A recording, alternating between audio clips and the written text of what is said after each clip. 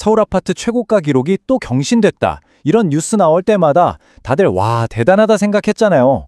그런데 만약에 그 최고가 거래들 상당수가 얼마 안 가서 슬그머니 취소되고 있었다면 어떨 것 같으세요? 최근 한 언론 보도를 계기로 드러난 우리가 철석같이 믿었던 서울 부동산 시장을 뒤흔드는 이 거대한 조작 의혹의 실체를 오늘 하나하나 파헤쳐 보겠습니다. 자, 한번 상상해 보세요. 여러분이 아파트 계약금으로 1억 3천만 원이라는 큰 돈을 냈어요.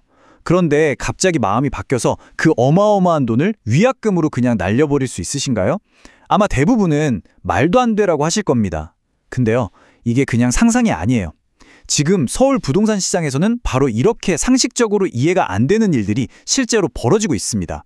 자, 첫 번째 파트입니다. 도대체 왜 수억 원이나 되는 위약금을 물어가면서까지 최고가 거래를 취소하는 사람들이 갑자기 이렇게 늘어난 걸까요?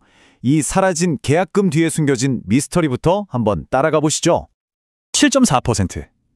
네, 바로 이 숫자가 지금 서울 부동산 시장의 미스터리를 아주 함축적으로 보여주고 있습니다. 이게 무슨 뜻이냐면요.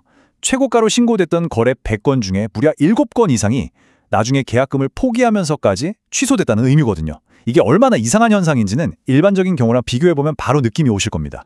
보통 부동산 계약이 해제되는 비율은 한 3에서 4% 정도예요. 그나마도 집값이 막 떨어질 때 지금이라도 손해보고 파는 게 낫겠다 이럴 때나 나오는 수치죠. 그런데 지금처럼 집값이 계속 오를 거라는 기대감이 엄청났던 시장에서 집을 사는 사람이 수억 원을 포기하면서 계약을 취소한다? 이건 정말 상식과는 완전히 반대로 가는 기이한 현상인 겁니다. 이런 기이한 현상 때문에 가장 큰 피해를 본 사람들은 아마도 우리가 흔히 말하는 영끌 쪽일 겁니다. 영혼까지 끌어모아서 대출받아 집을 산 2030 세대 말이에요.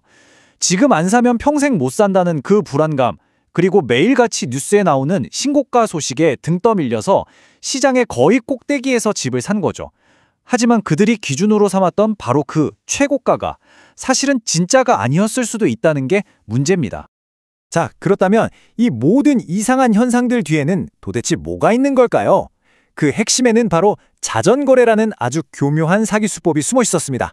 지금부터 그 설계도를 하나씩 뜯어보겠습니다. 자전거래, 말이 좀 어렵게 들리시나요?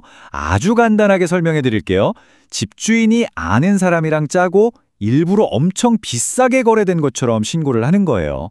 그래서 아파트 시세 자체를 뻥튀게 하는 거죠. 일종의 주가 조작 같은 겁니다. 이 수법은 딱 3단계로 이루어집니다. 첫째, 집주인 A가 가짜 매수자 B랑 짜고 우리 아파트 20억에 계약했다 하고 신고를 합니다.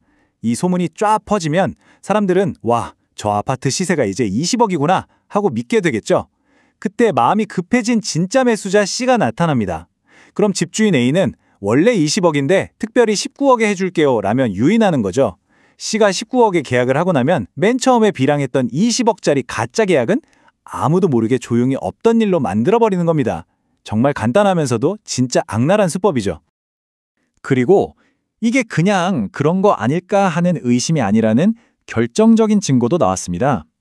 SBS 보도를 보니까요. 계약을 해지했던 그 가짜 매수인이 계약금을 몽땅 돌려받은 건 물론이고 심지어 뒷돈으로 수고비까지 챙겨갔다는 정황이 포착됐다는 거예요. 이건 명백한 사기 범죄의 증거입니다. 이렇게 인위적으로 사기로 부풀려진 거품이 영원할 수는 없겠죠. 이제 그 거품이 꺼지고 있다는 명백한 증거들을 데이터로 직접 한번 확인해 보겠습니다. 특히 전세를 끼고 집을 사는 이른바 갭 투자의 성지라고 불렸던 성동구는 상황이 더 심각합니다. 계약 해제율이 무려 10%가 넘었어요. 이 말은 성동구에서 이루어진 거래 10건 중 1건은 시세를 조작하기 위한 가짜 거래였을 가능성이 있다는 정말 충격적인 수치입니다. 이건 그냥 그럴 것이다 하는 전망이 아닙니다. 실제 국토부 실거래가에 찍힌 숫자예요. 송파 리센츠가 최고가보다 3억 9천만 원이나 떨어졌고요. 마포레미안은 무려 6억 2천만 원이 하락했습니다. 심지어 재건축 기대감으로 뜨거웠던 여의도의 한 아파트는 세상에 13억 원이나 폭락한 가격에 거래되기도 했어요. 이제 이런 금매 가격들이 시장의 새로운 기준, 즉 뉴노멀이 되고 있는 겁니다. 부동산 시장의 건강 상태를 보여주는 가장 민감한 지표, 이걸 우리가 탄광 속의 카나리아라고 부르는데요. 바로 경매 시장입니다.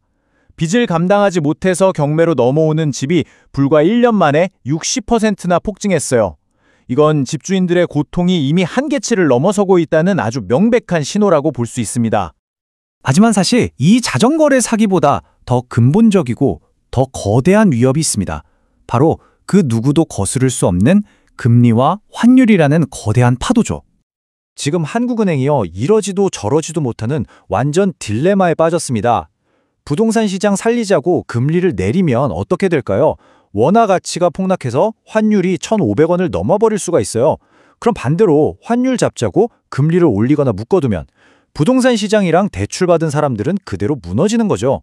사실상 뭘 선택해도 어려운 외통수에 걸린 상황입니다. 이미 주택담보대출 금리 상단은 7%를 넘어섰고요. 곧 8% 시대가 올 거라는 전망까지 나옵니다. 만약에 5억을 빌렸다고 생각해보세요. 이제 1년에 내야 할 이자만 4천만 원이에요. 한 달에 330만 원이 넘는 돈이 원금은 하나도 안 갚고 오직 이자로만 나가는 겁니다. 평범한 월급쟁이가 과연 이걸 감당할 수 있을까요? 이런 상황들이 다 맞물리면서요. 다가오는 12월은 자산시장의 밝고 어두운 면이 아주 극명하게 갈리는 중요한 변곡점이 될 수 있습니다. 다가오는 12월, 자산시장의 희비가 엇갈릴 수 있다는 전망이 나오고 있습니다.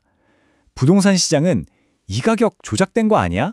하는 불신까지 더해져서 매수 심리가 꽁꽁 얼어붙을 가능성이 높아요. 반면에 부동산 시장에서 빠져나온 똑똑한 돈들은 새로운 투자처를 찾아서 금융시장으로 눈을 돌릴 수 있습니다.